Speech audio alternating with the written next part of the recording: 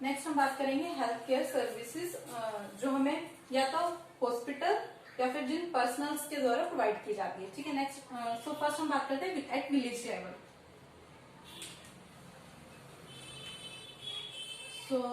ये चार चीजें हैं जो हमें अच्छे से याद रखनी है, क्योंकि कभी कभी इनका जो है मनी या फिर पॉपुलेशन या फिर ट्रेनिंग पीरियड पूछ लिया जाता है। ठीक है, तो ये टेबल है जो मैंने समराइज करके बनाई है, तो इसको आप अच्छे से याद कर लीजिए, कई बार क्वेश्चन इधर से पूछ ले जाते हैं। तो आप ये सीक्वेंस याद रखिएगा, ये हायरार्की के अकॉर्डिंग नहीं है, ये अकॉर्डिंग टू ट्रेनिंग, मनी और पॉपुलेशन के अकॉर्डिंग, सो दैट आपको ये अच्छे से याद हो जाए। अदरवाइज जो है हायरार्की के अकॉर्डिंग मैं आपको बाद में बता दूंगी। तो इसको आप याद कैसे रखेंगे, जैसे एग्जाम होता है तो उसके बाद हम डॉक्यूमेंट वेरिफिकेशन कराते हैं जिसको हम डीवी बोलते हैं। ठीक है, बीच में लिखना है डीवी, इसके आगे भी ए लगाना है, पीछे भी ए लगाना है। तो इसको आशा, दाई, village health guide, anganwadi worker, अब ये दोनों ए से स्टार्ट हो रहे हैं तो कैसे याद रहेगा, तो ए के बाद जो सेकंड वर्ड है एस पहले आता है और जो डब्ल्यू है वो बाद में आता है। तो पहले आशा आएगी, देन नेक्स्ट आएगा आंगनबाड़ी वर्कर। ठीक है, उसके बाद ये जो चारों हेल्थ पर्सनल्स हैं ये हमारे विलेज लेवल पे काम करते हैं। ठीक है, तो सबसे पहले हम बात करते हैं ट्रेनिंग की। तो काफी बार ट्रेनिंग पूछ ली जाती है, किस हेल्थ पर्सनल को कितने टाइम के लिए ट्रेनिंग दी जाती है। सबसे पहले याद करना 23 डेज, जो आशा है उसको 23 दिन की ट्रेनिंग दी जाती है। नेक्स्ट दाई को 1 मंथ की, विलेज हेल्थ गाइड को 3 मंथ की एंड आंगनबाड़ी वर्कर को 4 महीने की। तो आप इसको याद रखिएगा, 23 दिन, 1 महीने, 3 महीने और 4 महीने, ऐसे सीक्वेंस वाइज। ओके, नेक्स्ट हम बात करते हैं मनी की। तो जो आशा है उसका कोई फिक्स अमाउंट ऑफ सैलरी नहीं होता, उसके अकॉर्डिंग टू वर्क, जो भी वो काम करती है उसके अकॉर्डिंग पैसे मिलते हैं। लेकिन जो ये तीनों पर्सनल्स हैं इनका जो एक फिक्स अमाउंट ऑफ मनी होता है। जैसे कि जो दाई है उनको 300 रुपए दिए जाते हैं, विलेज हेल्थ गाइड को 200 रुपए और आंगनबाड़ी वर्कर को 1500 रुपए। तो ये तीनों चीजें आपको याद करनी पड़ेगी। बीच वाले याद रख लीजिएगा, 200 विलेज हेल्थ गाइड को 200 रुपए मिलते हैं, देन दाई को उससे 100 रुपए ज्यादा, और जो आंगनबाड़ी वर्कर है उसको महीने के 1500 रुपए। ठीक है, उसके बाद बात करते हैं पॉपुलेशन को। तो जो आशा है वो 1000, इसमें तीनों जो है इसका नहीं है, तीनों जो है ASHA, village health guide, anganwadi worker जो तीनों 1000 पॉपुलेशन को कवर करते हैं। ठीक है, उसके बाद मैं आपको हायरार्की वाइज एक बार बता देती हूँ। सबसे जो लो लेवल पे होती है वो विलेज हेल्थ गाइड होती है। ठीक है, जिसका कॉन्सेप्ट है वो 2 अक्टूबर 1977 का आया था। अभी तो विलेज हेल्थ गाइड नहीं होती है, तो पहले कॉन्सेप्ट था जब विलेज हेल्थ गाइड नाम का एक पर्सन होता है। उसके बाद आती है दाई, जो बेसिकली जो एमसीएच सर्विसेज होती है उसमें एक काफी इंपॉर्टेंट रोल प्ले करती है। देन आती है आंगनबाड़ी वर्कर, उसके बाद आती है आशा। ठीक है, और हमें एक और चीज याद रखनी है, जो ये काफी इंपॉर्टेंट है, इसको अच्छे से याद कर लीजिएगा। जो आंगनबाड़ी वर्कर है, जो आईसीडीएस हमारी स्कीम चलती है उसकी बहुत ही इंपॉर्टेंट की वर्कर होती है। ये कह सकते हैं एक तरीके से आईसीडीएस स्कीम की बैकबोन होती है। तो काफी बार क्वेश्चन आता है कि आईसीडीएस में जो मेन प्रिंसिपल वर्कर होती है वो कौन होती है, तो ये सारे ऑप्शन दिए होंगे तो आपको याद रखना आंगनबाड़ी वर्कर होती है। ठीक है, उसके बाद बात करते हैं सब सेंटर पीएचसी और सीएचसी की। तो ये बहुत ही इंपॉर्टेंट, और इससे जो पॉपुलेशन का क्वेश्चन है वो तो मोस्टली पूछा ही जाता है। तो sub centre, PHC and CHC. ठीक है, अब हम इसको सीक्वेंस वाइज कैसे याद रखेंगे। सब सेंटर याद रह जाएगा बिकॉज 2 ही वर्ड का अंतर, सबसे छोटा होगा सब सेंटर। ठीक है, उसके बाद याद रखना है पीएचसी और सीएचसी। तो अगर सीक्वेंस वाइज देखी जाए तो सी पहले आता है फिर बाद में आता है, बट हमें उल्टा याद रखना है कि सबसे पहले पीएचसी आएगा देन सीएचसी आएगा। ठीक है, ये चीज याद हो जाएगी। सीएचसी सबसे बड़ा होता है, सब सेंटर सबसे छोटा होता है। अब बात करते हैं पॉपुलेशन की। तो जो हिली एरिया है और जनरल जो पॉपुलेशन होती है, जो जनरल एरियाज होते हैं उसमें इनकी पॉपुलेशन को डिवाइड किया जाता है। हिली एरिया में कम क्यों होते हैं, जनरल में कम क्यों होते हैं, बिकॉज हिली एरियाज जो होते हैं वहाँ पे पॉपुलेशन कम रहती है, तो इसलिए जो ये कम पॉपुलेशन को कवर करता है। सबसे पहले बात करें सब सेंटर की। तो सब सेंटर में याद रखना है 3 और 5। ठीक है, सब सेंटर में आ जाएगा 3 और 5, तो 3000 से 5000 ऐसे याद रखना है। ठीक है, उसके बाद बात करते हैं पीएचसी की। तो बात याद रखना 2 से 3, और सब सेंटर से बड़ा पीएचसी है। अब यहाँ पे अगर हमने 3000 से 5000 याद किया तो इधर 2000 से 3000 तो होगा नहीं, तो ये मतलब 20000 होगा, तो 20000 और 30000। उसके बाद बात करते हैं 8 और 12। ठीक है, सीएचसी। अब 20000 जब हमने इधर बात कर लिया तो ये 80000, 8 से 8000 तो होगा नहीं, तो ये 80000, क्योंकि 8000 होगा तो ये इससे छोटी पॉपुलेशन हो जाएगी। तो 80000, 1,20,000। थोड़ा सा ऐसे लॉजिकली याद करेंगे तो आपको याद करने में इजी रहेगा। दोबारा बता देती हूँ, पीवी एरिया और जनरल पॉपुलेशन, तो इसको डिवाइड करते हैं सब सेंटर पीएचसी और सीएचसी में। 3 से 5,000, 20 से 30,000, 80,000 से 1,20,000, ठीक है। उसके बाद बात करते हैं सब सेंटर पीएचसी और सीएचसी की। तो जो सब सेंटर है, जैसे कि हमने पहले भी पढ़ा था, जो प्राइमरी लेवल ऑफ केयर है, जहाँ पे सिर्फ असेंशियल हेल्थ सर्विसेज प्रोवाइड की जाती है, वो सब सेंटर और पीएचसी पे प्रोवाइड की जाती है। तो जो पीएचसी है, जो सब सेंटर है, वहां पे प्राइमरी हेल्थ, एक पॉइंट ऑफ कॉन्टेक्ट होता है किसके बीच में, प्राइमरी हेल्थ केयर और कम्युनिटी के बीच में, ताकि उनको असेंशियल जो केयर है वो प्रोवाइड की जा सके, ठीक है। इसमें याद रखने वाली जो चीजें हैं वो क्या है, 2 तरीके के सब सेंटर्स होते हैं, type A and type B. इनको मतलब जो ए और बी है डिवाइड किया गया है ऑन द बेसिस ऑफ की बेड के बेसिस पे, ठीक है। तो ए जो टाइप का सब सेंटर होता है, वहां पे सारी असेंशियल सर्विसेज प्रोवाइड की जाती है एक्सेप्ट डिलीवरी, वहां पे डिलीवरीज नहीं होती है, ठीक है। जो टाइप बी है, वहां पे 2 बेड की फैसिलिटीज होती है, इधर बिल्कुल भी बेड नहीं होते हैं, इधर बेड की फैसिलिटीज होती है जहाँ पे 20 डिलीवरीज कराई जाती है, ठीक है। और अगर डिलीवरीज 20 से ज्यादा होंगी तो 2 बेड और इंक्रीज हो जाते हैं, ठीक है। अगर अप टू 20 तक डिलीवरी हो रही है तो 2 ही बेड होंगे, अगर डिलीवरीज 20 से ज्यादा हो रही है तो 2 बेड और एक्स्ट्रा प्रोवाइड किए जाते हैं टाइप बी में, ठीक है। ये चीज हो गई। उसके बाद बात करते हैं टोटल स्टाफ। कभी कभी स्टाफ से क्वेश्चन आ जाता है, तो अगर हम नर्सिंग स्टाफ की बात करें, नर्सिंग पर्सनल की, तो हेल्थ वर्कर मेल और हेल्थ वर्कर फीमेल एक होते हैं, तो हो गए 2, लेकिन एक सफाई कर्मचारी भी होता है, तो टोटल मिला के यहाँ पे 3 स्टाफ होते हैं, ठीक है। नेक्स्ट हम बात करते हैं पीएचसी की। तो पीएचसी में भी जो essential health care services provide की जाती है, ये पॉइंट ऑफ कॉन्टेक्ट होता है between village and medical officer के बीच में। और यहाँ पे ये याद रखने की बहुत जरूरत है कि एक पीएचसी के अंदर 6 बेड होते हैं, इधर टाइप बी के अंदर 2 बेड होते हैं, ठीक है। और जो एक पीएचसी है वो रेफरल यूनिट का काम करता है 6 सब सेंटर्स के लिए। मतलब कि फॉर एग्जाम्पल कोई पेशेंट है, वो सब सेंटर में आया और वहां पे उसकी जो प्रॉब्लम है, हेल्थ प्रॉब्लम, ट्रीट नहीं हुई और उसको रेफर करना पड़ा, तो जो 6 सब सेंटर्स हैं, जो 6 अलग अलग सब सेंटर्स हैं, वो किसी एक एरिया के पीएचसी को रेफर करेंगे। तो वो पहले से असाइंड होते हैं, तो एक पीएचसी जो है 6 सब सेंटर को के लिए रेफरल यूनिट का काम करता है। अब इधर भी सेम पीएचसी को 2 टाइप में डिवाइड किया गया, ए एंड बी। जो ए टाइप का पीएचसी है, वहां पे क्या है, लेस देन 20 डिलीवरीज होती है, ठीक है। और जो टाइप बी है, वहां पे मोर देन 20 डिलीवरीज होती है। अब बात करते हैं नर्सिंग स्टाफ की। तो अगर हम नर्सिंग स्टाफ की बात करें, तो जो टाइप ए है उसमें 4 नर्सिंग स्टाफ होते हैं, और जो टाइप बी है उसमें 5 नर्सिंग स्टाफ होते हैं, ठीक है। और अगर हम इसका according to IPHS mean Indian public health standards के हिसाब से इसका स्टाफिंग का क्राइटेरिया देखें, तो 2 तरीके के स्टाफ होते हैं, असेंशियल एंड डिजायरेबल। दोनों में डिफरेंस क्या है, असेंशियल जो है वो तो मतलब होने ही चाहिए, उनको आप हटा नहीं सकते हो, ठीक है, वो नीडेड है। डिजायरेबल आप रख भी सकते हो और नहीं भी रख सकते। तो अगर टाइप ए में बात करें तो असेंशियल और डिजायरेबल 2 स्टाफ होंगे।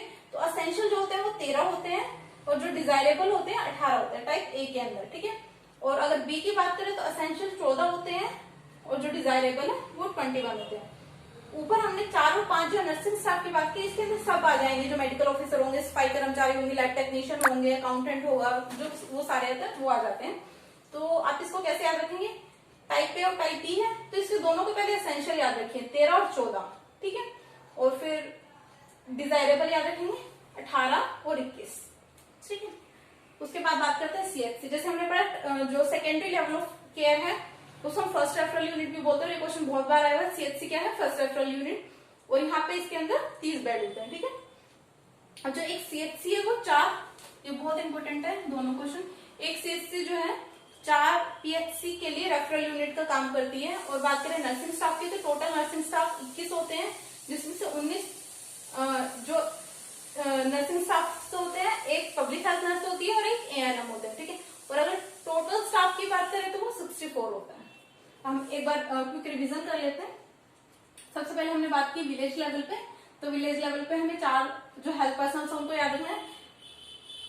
डीवी मीन्स दाई और विलेज हेल्थ गाइड, इधर से ए और इधर भी ए, तो इधर ए जो है आशा हो जाएगी, और जो इधर ए है आंगनवाड़ी वर्कर हो जाएंगे। तो इधर सबसे पहले ट्रेनिंग पीरियड याद रखना है, 23 दिन, 1 महीने, 3 महीने और 4 महीने। देन मनी याद रखनी है, विलेज हेल्थ गाइड से याद रखिएगा 200, इधर 300 और इधर 1500।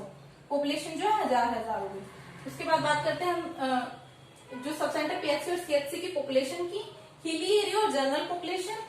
ठीक है, तो सब सेंटर छोटा सा वर्ड है, तो सबसे छोटा होगा मतलब ये पीएचसी जो है सीएचसी में दोनों में अगर कंफ्यूज हो रहे हैं तो याद रखना सी पहले आता है, बट हमें यहाँ पे ऑपोजिट याद रखना। सीएचसी जो है सबसे बड़ा होगा, पीएचसी जो है बीच में आएगा। तो इधर सब सेंटर जो है 3000 से 5000, 3 और 5 याद रखना है। 3000 से 5000 पॉपुलेशन को कवर करता है। नेक्स्ट 2 और 3 याद रखना है। तो जब 3000 से 5000 हो गई है तो डेफिनेटली 2000 से 3000 नहीं हो सकता, तो ये क्या होगा 20000 से 30000।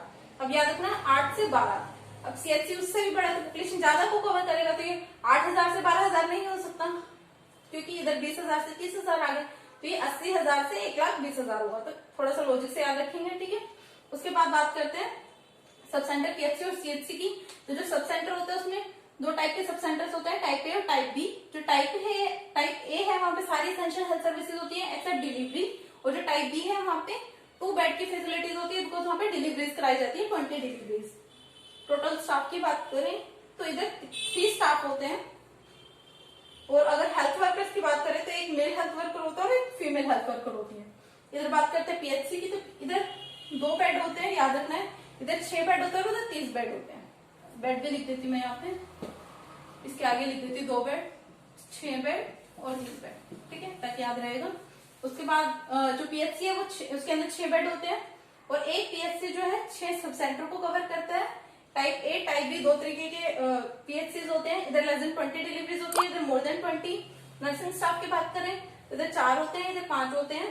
देन असेंशियल और डिजायरेबल स्टाफ अगर हम काउंट करें तो टोटल स्टाफ की बात करें तो इधर 13, असेंशियल बी में 14, इधर 18 और उधर 21 को एक बार याद कर लीजिएगा। Next one is the CHC.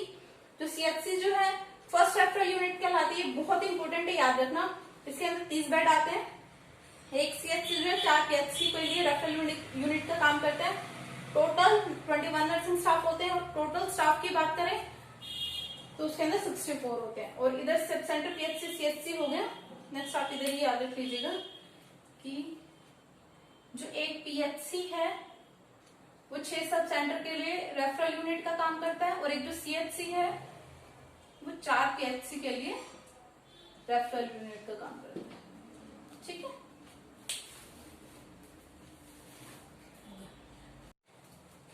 Next जो हम बात करने वाले ऑक्यूपेशनल हैजार्ड्स की। तो ऑक्यूपेशनल हैजार्ड्स में 2 तरीके की डस्ट होती है, ऑर्गेनिक डस्ट और इनऑर्गेनिक डस्ट। सो ये सारी है इनऑर्गेनिक डस्ट और ये है ऑर्गेनिक डस्ट। इनकी वजह से क्या क्या डिजीज होती है, बेसिकली इसके ऊपर क्वेश्चन आता है। तो फर्स्ट बात करते हैं सिलिका। सिलिका की वजह से सिलिकोसिस होता है। तो पूछा जाता है कि silicosis is caused by silica की वजह से क्या होता है, तो सिलिकोसिस। इसमें एक लंग्स में स्नो स्टॉर्म अपीयरेंस होती है। ये काफी बार क्वेश्चन आता है कि कौन से डिजीज में देखने को मिलता है। तो अगर कंफ्यूजन हो तो एस से सिलिका, एस से स्नोस्टॉर्म, ऐसे याद रख लेना। नेक्स्ट बात करते हैं कोल। कोल की वजह से होती है एंथ्राकोसिस। ठीक है, अब इसको याद रखने में अगर कंफ्यूजन है तो कैसे याद रख सकते हैं। कोल यानी कि कोयला, हमें पता है वो काले रंग का होता है, और जो अंत मतलब अंधेरा। ठीक है, इसको मैंने अंधेरा भी काले रंग का होता है, तो ऐसे याद रख सकते हैं कोल अंधेरा, एंथ्राकोसिस। ठीक है, next one is iron. Iron की वजह से होती है सिब्रोसिस। अगला है एस्बेस्टोस। तो एस्बेस्टोस की वजह से हो सकता है एस्बेस्टोसिस, और इसमें भी एक एक्सरे में फाइंडिंग आती है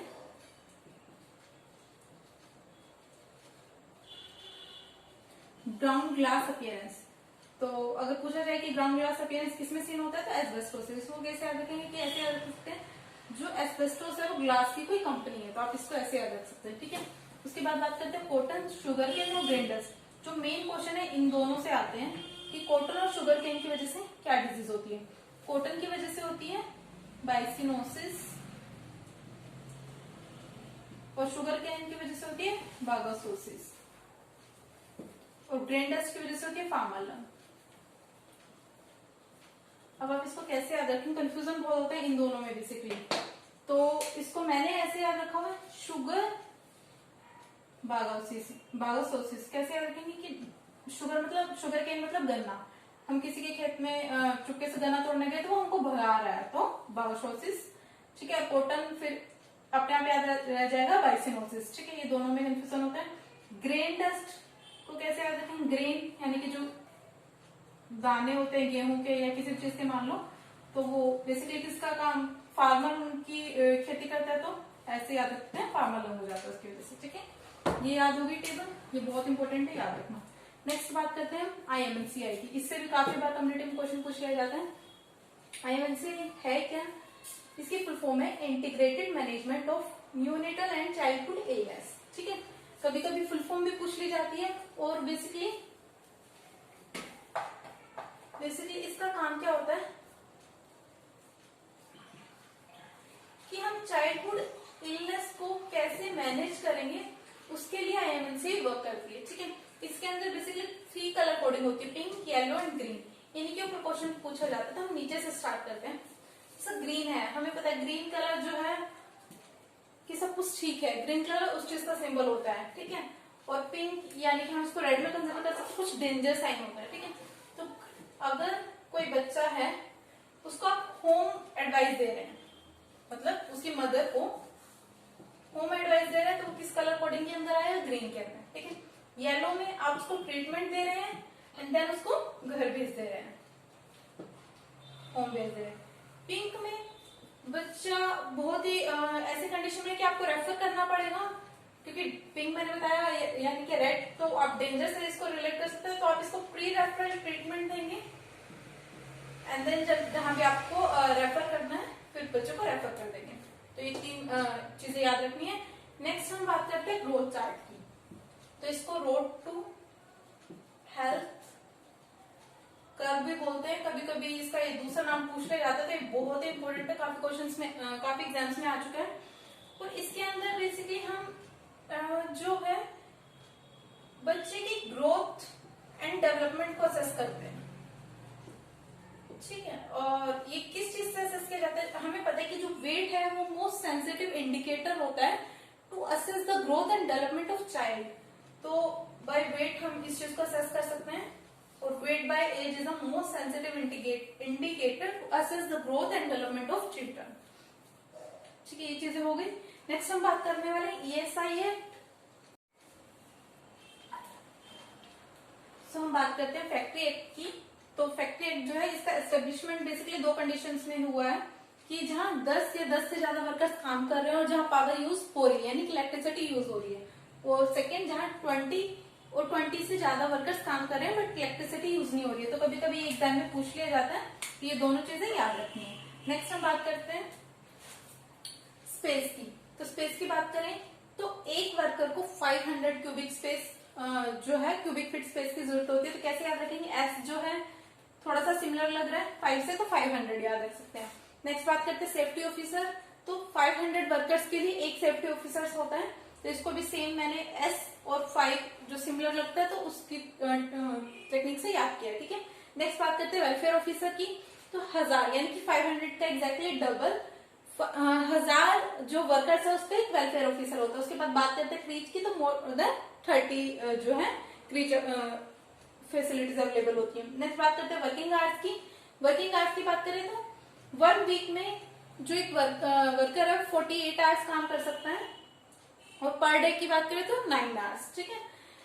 और ये 9 आवर्स कैसे डिवाइड होंगे? 5 hours then rest then again जो है वर्किंग आवर्स। उसके बाद बात करते हैं लीव्स की। तो एक जो एडल्ट है वो 20 दिन तक काम कर सकता है, देन उसको एक छुट्टी मिलेगी। और अगर वही उसकी जगह चाइल्ड है तो उसको 15 दिन तक काम करना होगा, देन उसको एक छुट्टी मिलेगी। उसके बाद बात करते हैं अनएम्प्लॉयमेंट की। तो जो 14 साल से कम एज के बच्चे हैं वो फैक्ट्री एक्ट के अंदर काम नहीं कर सकते हैं।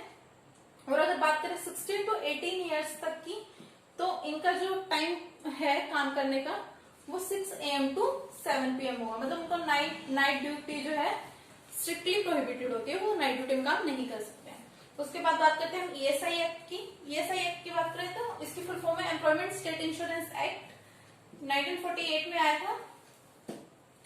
तो यहाँ पे मेडिकल बेनिफिट्स प्रोवाइड कराए जाते हैं जिसके जो ESI एक्ट के अंतर्गत जो काम करते हैं।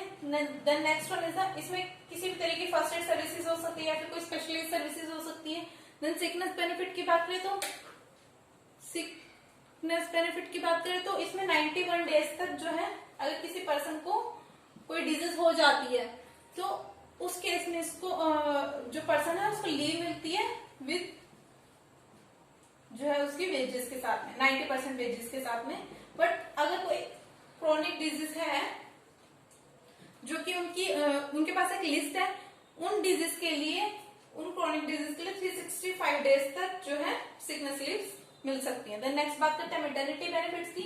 तो इन केस ऑफ डिलीवरी तो 6 वीक्स की लीव मिलती है विद फुल वेजेस यानी कि फुल सैलरी के साथ में।